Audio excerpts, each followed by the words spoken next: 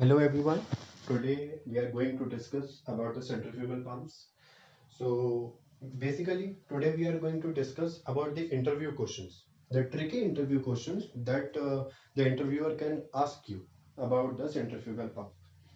Before beginning the interview questions, I hope that you have already studied the basic working principle, the construction and the use of centrifugal pump.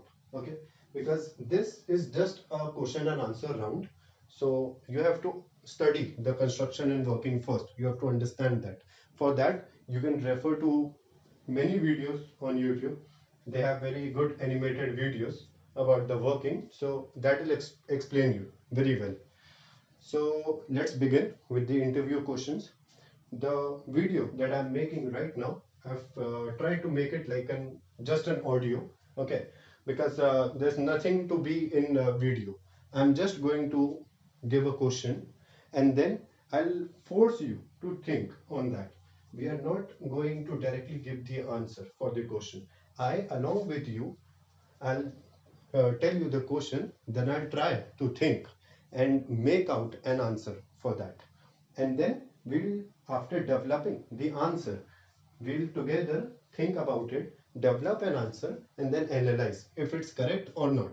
We can later on check with the answers. We can see if we have missed out on something, but we'll not just directly see the answers. We'll think about the answers before like directly watching the answer.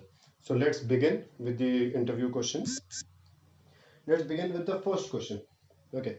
The first question this interviewer can ask you about the working principle, construction, and basic use of centrifugal pump. I hope you know that. Let's begin with the second question. If your centrifugal pump is giving low capacity, so what can be the reason? Now, supposingly my centrifugal pump is designated to give a capacity of 10 meter cube per hour. But what I'm getting is 8 meter cube per hour or 6 meter cube per hour. So what can be the reasons for low capacity? First of all, low capacity means if the meter cube given this amount of liquid delivered by the pump is less, then there has to be some problem with the pump or with the lines. Okay, so first let's begin with the lines. Maybe the suction line or delivery line, it can be choked. Yeah. Before beginning with the lines, always make sure that the valves are open. Suction valve and delivery valve, they should be open. Sometimes we forget to open the suction valve, and this mostly happens when you have changed the filter, when you have cleaned the filter. For cleaning the filter, we close the suction valve. We clean the filter, but if you forget to open the suction valve and you start the pump, you will see that the suction pressure will be like minimum, and then you'll realize that there's some problem. So make sure that suction valve is open. So let's talk about the pump. If the delivered capacity is less, maybe the pump is not running at its full RPM. Right. If it's the centrifugal pump, the impeller has to run at its full RPM, right? Or at the designated RPM to deliver that designated quantity. So there can be some problem with the motor. Maybe the motor is not working fine. So what's happening is the motor is not able to deliver that motion to the pump. Can be a problem with the motor. Maybe there can be a problem with the coupling. The motor is connected to the pump, right? I'm starting from the top. If you see a pump, you have a motor, you have a coupling, and then you have a pump. So I'm starting from the top. I discussed the problem with the motor. Now I'm discussing the problem with the coupling.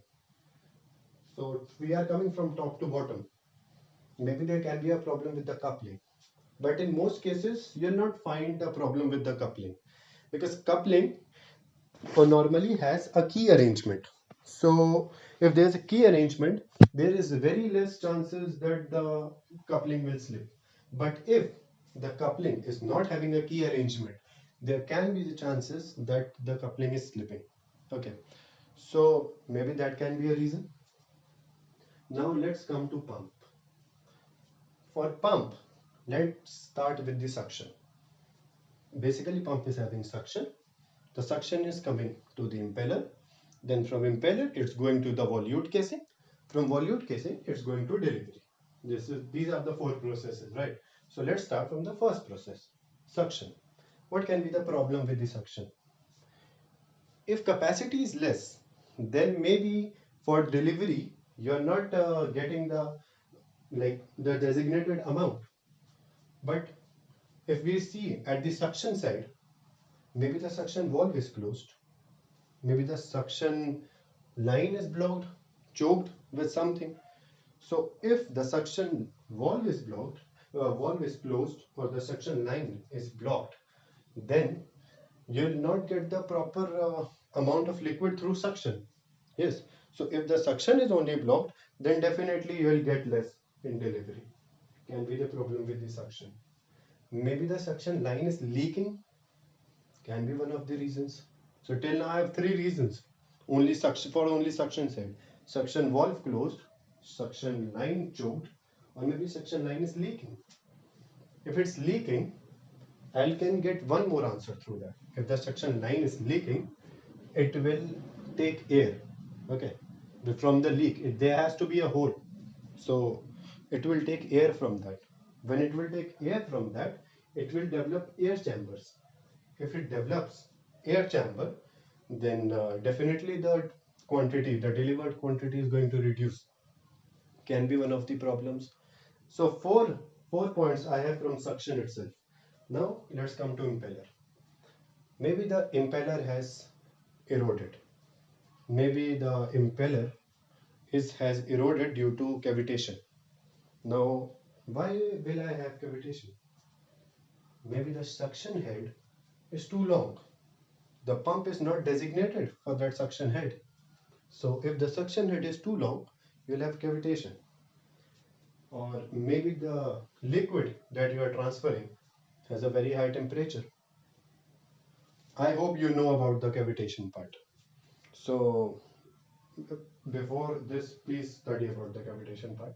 So maybe the temperature is too high for the liquid that's being transferred. And two reasons I have for impeller for cavitation. And maybe the third reason is that all the pumps are designated for a particular delivery head.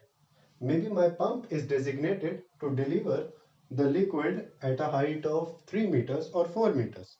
But if in any case the delivery head reduces to like 2 meters, now my pump was designated to deliver at 4 meters, but now the delivery head is reduced to 2 meters. Now what happens is, because of reduction is in delivery head, the pump will start delivering more. You see, it's an advantage for my pump. It was meant to do more work. It was meant to deliver at 4 meters, but now it has to do less work. It has to deliver only at 2 meters. So it will start delivering more. In this case, if it starts delivering more, power consumption will increase and it will lead to cavitation for sure. You see, the amount of liquid being transferred is increasing. This will lead to cavitation and this will lead to increased power consumption. This we can use in any other question. If the interviewer asks that why the power consumption is increasing, this can be a reason for that. So we have discussed the impeller. Regarding volute casing, there can be some block in the volute casing. Maybe some particles are collecting there. So the liquid being transferred is experiencing some blockage or something. Can be a reason. Now let's come to delivery part. Maybe the delivery valve is closed. So the liquid, the pump will start experiencing this back pressure. And due to back pressure, the quantity of is the capacity will reduce. So these can be the four reasons why, what I think from my side, that why the pump can have low capacity.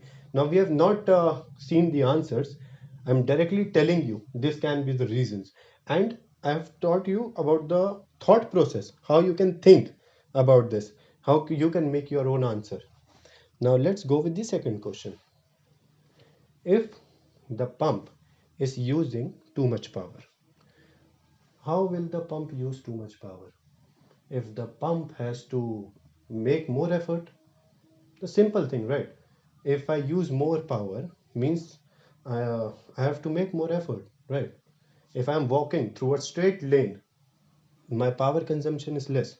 If I'm walking through an elevated lane, or I'm climbing a mountain, power consumption increases, right? Because the effort I have to do to climb a mountain increases. So how can the effort put in by the pump increase? If the viscosity of the fluid increases. Very simple concept. If you are transferring water, the viscosity is less. So the effort made by the pump is less. But if I transfer oil, viscosity increases. Effort made by the pump increases. Power consumption increases. Power consumption, told you in the previous question, if the delivery head decreases, the power consumption will increase. Second reason. What can be the third reason? If there is a blockage, if my delivery valve is closed, if my delivery line is blocked, then my pump will experience this interference because the delivery line is blocked. So it has to put in more effort to deliver the liquid. If my suction head is too long, okay, not my pump is not designated for this suction head. If the suction head is too long, my pump has to put in more effort to lift the liquid. More effort, right? More power consumption. Simple. Yeah, if you start thinking about the basics, you'll get the answer on its own. Let's see if we miss something or not. Yeah, we have discussed almost all the reasons. Now, what can be the third thing? See, the third question is, if the pump is making noise, what can be the reason? The pump can make noise due to cavitation. Very big reason for noise. The pump can make noise if you think like the pump is basically having a shaft, right? Now this shaft is connected from the upper casing and from the lower casing through a bearing. Now if there is a problem in this bearing, if there is some slackening, some movement in the bearing, if the bearing is not working properly, it will make sound, right? So can be one of the reasons. If the pump has to put in more effort, it will definitely make sound. Now let's discuss about the fourth question. If you open a centrifugal pump, then what are the things that you are going to check? Now you need to know about the parts. You need to know and you need to have a good knowledge about the parts for telling the interviewer about this. Maybe he's not directly asking you about the parts. The question can be very simple. Tell me about the parts of centrifugal pump. But if I want to ask you in a tricky way, I'll ask you, if you open the centrifugal pump, what all parts you are going to check? The question is same. I'm just asking about the construction part. I'm just asking about the parts. But the question can become tricky if he asks you through this way. So what we'll answer? Very simple. If there is a pump, and now he's just talking about the pump, okay, if the pump is opened, what you're going to check? Don't start with the motor part, don't start with the coupling part. That's not included in pump. Pump is different, the motor is different. Okay, so with the pump, let's start from the top. The coupling will when through the coupling the shaft is going down, this shaft has to go through a bearing. Most of the cases can be a roller bearing or a ball bearing. So first thing, when you open, you will check the bearing. Before bearing, it has to go through a mechanical seal. Yeah, because the water cannot leak out, right? What you will check? Mechanical seal. So now we have two things: mechanical seal, bearing. Okay, let's come little down. Now what you have to check? Impeller. You have to check impeller. Now, if you see the construction part, you will have wear rings, ceiling rings. You have to check them. What else we have that you have to check? Also, you have to check the coupling because that's also included in the pump part. Other than that, you are done with the bearings, you are done with the upper bearing, you are done with the lower bearing, you are done with the seal, you are done with the impeller. That's more than enough. That's like if you answer this much, he'll be more than happy. Don't worry. Now, if I ask you the fifth question, that by seeing a pump, how can you know there's a problem with the pump? Now, you'll get confused because you'll think that you have not gone on shift, so how can I know? See, what's the purpose of a pump? Where do we use a pump? If I have to transfer something against the gravity, because if you have to transfer something against the gravity, you have to put in effort to deliver it against the gravity, right? So the basic purpose of pump is this. Now, if you are delivering something against the capacity, against the gravity, then there has to be a capacity of that pump, because you need to know, right? There has to be a capacity, minimum capacity of the pump, and there has to be a pressure range for the pump, right?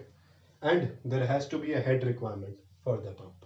So if you see a pump, you'll always see the inlet pressure and the outlet pressure. So this is the first thing you can go for. How you can check the pump is working properly. You need to have in mind what's the inlet and outlet pressure. When you will take the rounds daily, you will see them daily. So you don't need to memorize it. It will automatically come in your mind if something different than normal operating pressure you see. So you're going to see the pressures. You are going to see the capacity. If the capacity reduces, that's going to be a range. That's going to be a problem. Third thing, every pump, there's going to be a panel nearby. This panel will have an indicator where you can see the ampere. On every indicator, you will see a black mark, you will see a red mark and this black moving line, okay, indicator. So this red line is basically the red zone. The ampere should not increase more than this. This is the maximum ampere, and this black line is the moving thing, okay. This will always be less than red line.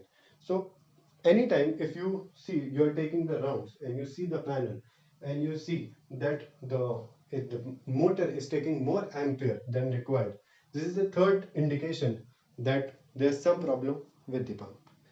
And fourth thing, that's a common answer for all, you can see abnormal noise. Now, for this abnormal noise, you'll definitely hear it very easily. But other than this, if you want to know through the vibrations, then this is going to be like an advice for you.